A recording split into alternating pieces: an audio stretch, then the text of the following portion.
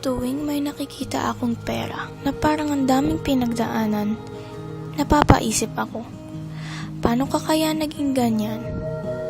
Kaya ngayon, nilalagyan ko ng palatandaan ng mga pera ko, na sana, balang araw, bumalik siya, at madugtungan yung mga palatandaan ko. Sino kaya nagtugtong? Ano kaya siyang klaseng tao? Nalulungkot ba siya? Or masaya? Meron kaya siyang pinagdadaanan? Kung nagsasalita lang siguro ang mga mukha sa pera, nalaman ko na. Hindi ko alam kung bakit gusto kong malaman. Hindi ko naman kasi sila kaano-ano eh. Siguro kasi, natutuwa lang ako.